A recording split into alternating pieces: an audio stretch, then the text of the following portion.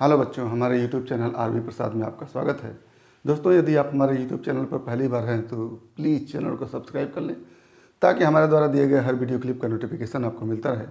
आज हम class 12th में विद्युत चुंबकीय प्रेरण चैप्टर से एक नए टॉपिक को लेकर के आए हैं, जिसको स्वप्रेरण एवं स्वप्रेरकत्व कहते हैं।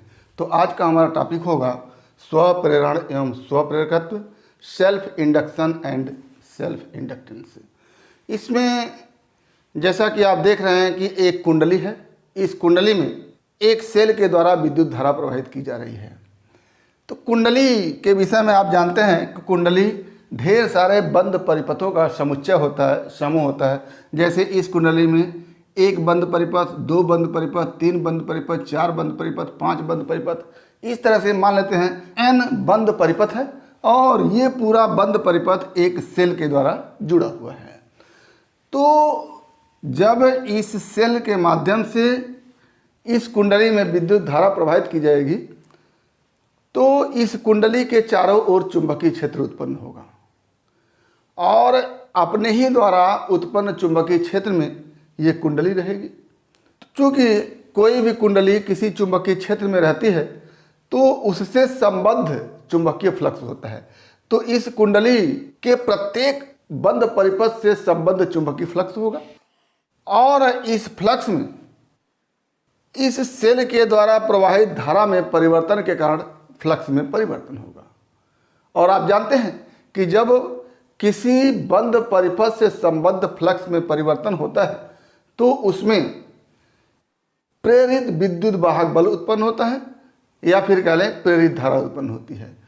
तो इस प्रक्रिया को एक अलग प्रकार का विद्युत चुंबकीय प्रेरण कहते हैं, जिसको स्वप्रेरण कहते हैं। क्योंकि इस कुंडली में अपने में ही विद्युत धारा प्रवाहित करने के कारण इसके चारों ओर चुंबकीय क्षेत्र उत्पन्न होता है और अपने ही चुंबकीय क्षेत्र में इसके स्थित होने के कारण अपने ही से संबद्ध चुंबकीय फ्लक्स होता है और इस धारा में परिवर्तन के कारण अपने ही चुंबकीय फ्लक्स में परिवर्तन होता है, जिससे प्रेरित विद्युत वाहक बल उत्पन्न होता है। इसलिए इसको क्या कहते हैं? स्वप्रेरण कहते हैं। और कुंडली के इस गुण को क्या कहते हैं? स्वप्रेरकत्व कहते हैं। क्या कहते हैं? स्वप्रेरकत्व कहते हैं। तो आप क्या लिखेंगे कि जब किसी कुंडली में विद्युत धारा प्रवाहित की जाती है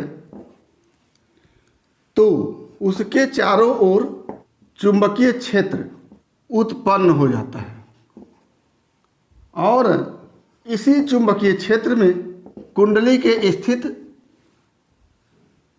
होने के कारण कुंडली से संबद्ध चुंबकीय फ्लक्स होता है। जब कुंडली में प्रवाहित धारा में परिवर्तन किया जाता है तो चुंबकीय क्षेत्र में परिवर्तन के कारण चुंबकीय फ्लक्स में परिवर्तन होता है, जिससे कुंडली में प्रेरित विद्युत वाहक बल एवं प्रेरित धारा बहने लगती है। इस प्रक्रिया को स्वप्रेरण एवं कुंडली में इस गुण को स्वप्रेरकत्व कहते हैं। ये हमारा स्वप्रेरण एवं स्वप्रेरकत्व की परिभाषा हो गई, खास तौर से यहाँ से। जब कुंडली में प्रवाहित धारा में परिवर्तन किया जाता है तो चुंबकीय क्षेत्र बी में परिवर्तन होने के कारण चुंबकीय फ्लक्स में परिवर्तन होता है, जिससे कुंडली में प्रेरित विद्युत वाहक बल उत्पन्न होता है एवं प्रेरित विद्युत धारा उत्पन्न होती है। इस प्रक्रिया को क्या कहते हैं? स्वप्रेरण। और कुंडली के इस गुण को क्या कहते हैं? स्वप्रेरकत्व कहते हैं। तो यहाँ पर हम चित्र दिखाए हैं। ये एक कुंडली है जिसमें मान लेते हैं n चक्कर है और इसमें इस सेल के माध्यम से प्रवाहित धारा आई है। तो इस प्रवाहित धारा के कारण इस कुंडली के चारों ओर चुंबकीय क्षेत्र मान लेते हैं B उत्पन्न होता है और अगर इस चुंबकीय क्षेत्र में इस कुंडली के होने के कारण प्रत्येक बंद परिपथ से संबद्ध फ्लक्स फाई हो तो पूरा फ्लक्स कितना हो जाएगा? n इंटू फाई हो जाएगा, क्योंकि इस कुंडली में हम n बंद लूप जान रहे हैं। क्या हो जाता है? तो फ्लक्स क्या हो जाएगा? मान लेते हैं एक बंद परिपथ से संबद्ध फ्लक्स फाई है, तो पूरा फ्लक्स क्या हो जाएगा, n इंटू फाई हो जाएगा। और आप जानते हैं कि फ्लक्स जो होता है वो चुंबकीय क्षेत्र की तीव्रता के अनुक्रमानुपाती होता है। जितना ही ज़्यादा I होगा उतना ही ज़्यादा चुंबकीय क्षेत्र B होगा, और जितना ज़्यादा चुंबकीय क्षेत्र B होगा उतना ही ज़्यादा चुंबकीय फ्लक्स होगा। तो क्या देखेंगे आप कि B is directly proportional to I and phi is directly proportional to B।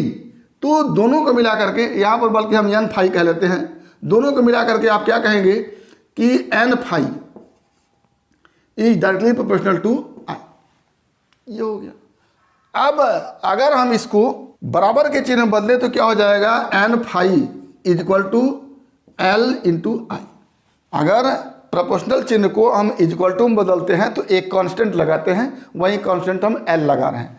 अब L को क्या कहते हैं, स्वप्रेरण गुणांक, या इसी को हम स्वप्रेरकत्व कहते हैं।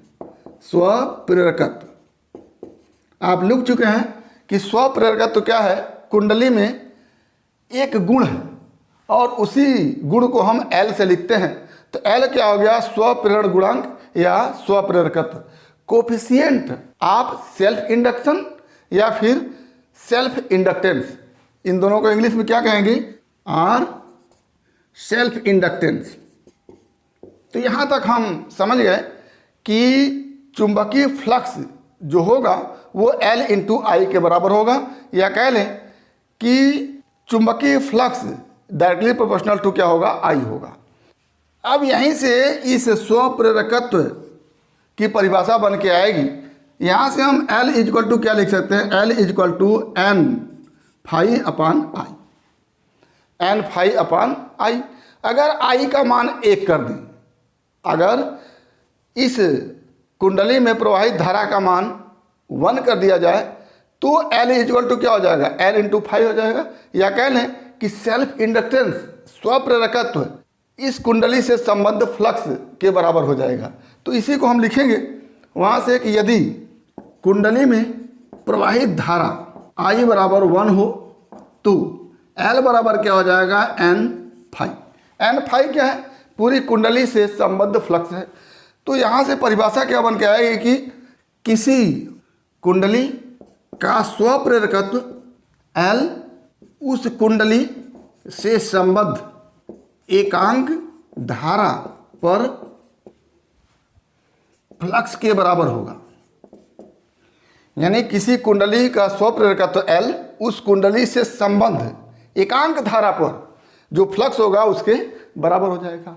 इसी को आप दूसरी तरह से लिख सकते हैं, जैसे आप flux n phi is equal to जान गए हैं L I, दोनों तरफ का हम डिफरेंशिएट कर देते हैं तो क्या हो जाता है, n d phi upon d t equal to क्या हो जाएगा, L d I upon d t. ये हो गया। और n d phi upon d t क्या है, संपूर्ण फ्लक्स में परिवर्तन का दर है। इसी को हम क्या लिख सकते हैं, प्रेरित विद्युत वाहक बल E equal to L d I upon d t. इसको हम माइनस के रूप में लिख सकते हैं या यहाँ माइनस लिख सकते हैं। तो माइनस चिन्ह केवल वही लेंज के नियम की बात करता है कि प्रेरित विद्युत वाहक बल फ्लक्स में परिवर्तन का क्या करता है, विरोध करता है।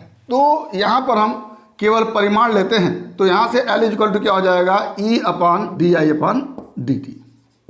ये हो गया। अब यहाँ से अगर d I upon d t equal to 1 कर दी तो L इक्वल टू क्या हो जाएगा, E हो जाएगा। ठीक, तो क्या हो गया, यदि कुंडली में धारा में परिवर्तन का दर 1 हो जाए तो कुंडली का स्वप्रेरकत्व कुंडली में प्रेरित विद्युत वाहक बल के बराबर हो जाएगा।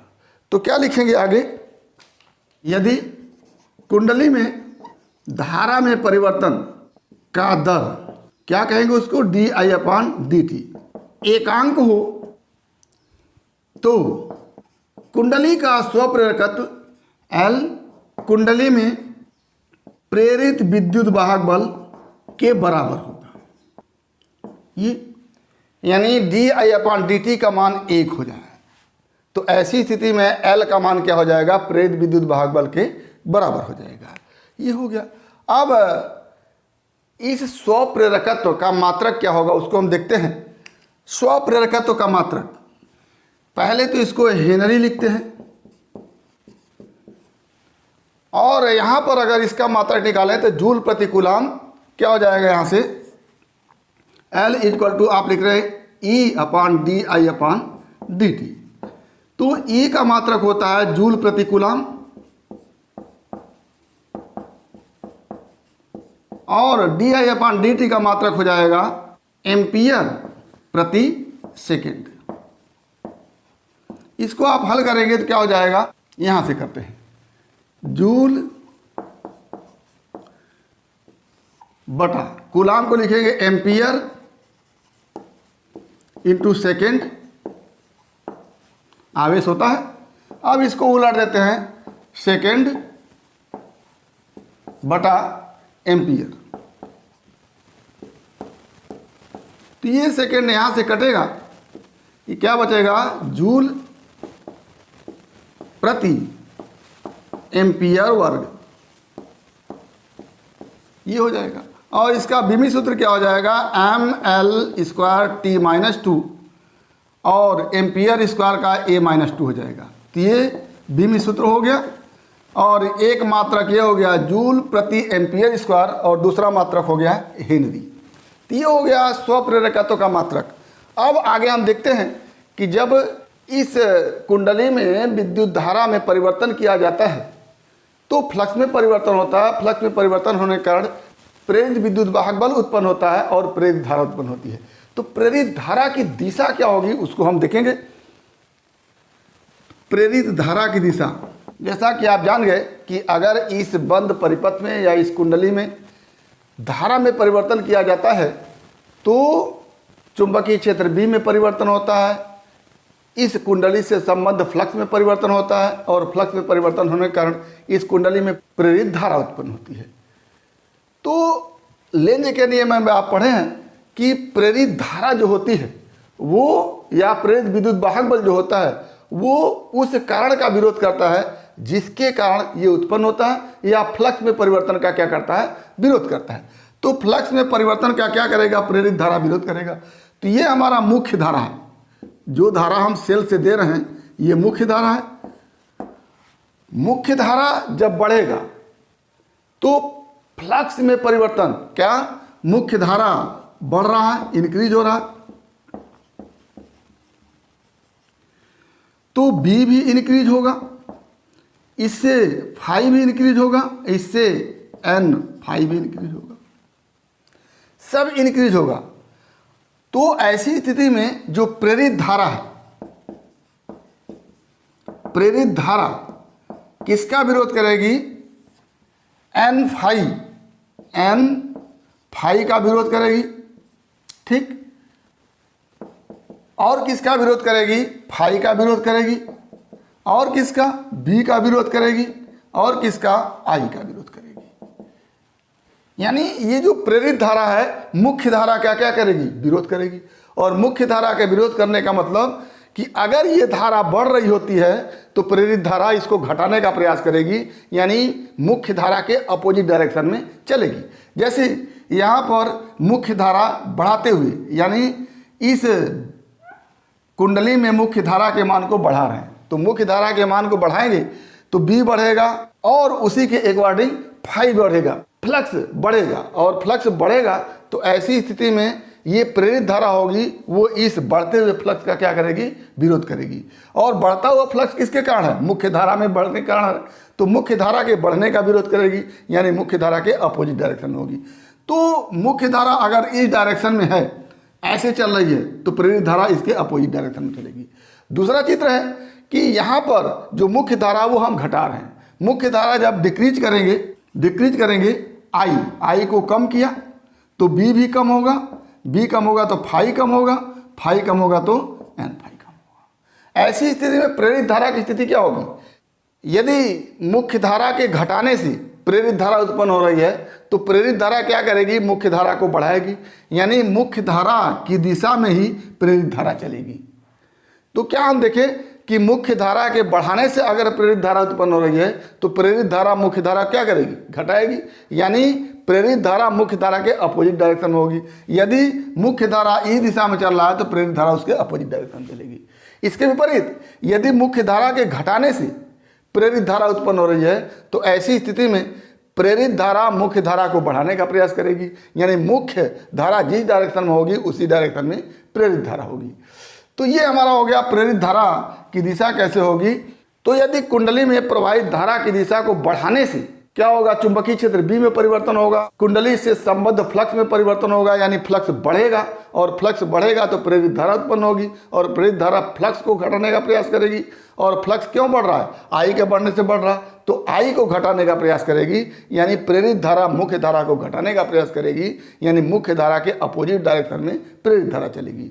यहाँ पर मुख्य धारा के घटाने के कारण प्रेरित धारा उत्पन्न हो रही है। ऐसी स्थिति में मुख्य धारा के घटने से चुंबकीय क्षेत्र बी घटेगा, चुंबकीय क्षेत्र बी घटने से फाई घटेगा, यानी फाई के घटने से प्रेरित धारा उत्पन्न हो रही है। यानी प्रेरित धारा फाई को बढ़ाने का प्रयास करेगी और फाई तब बढ़ेगा जब मुख्य धारा बढ़ेगा।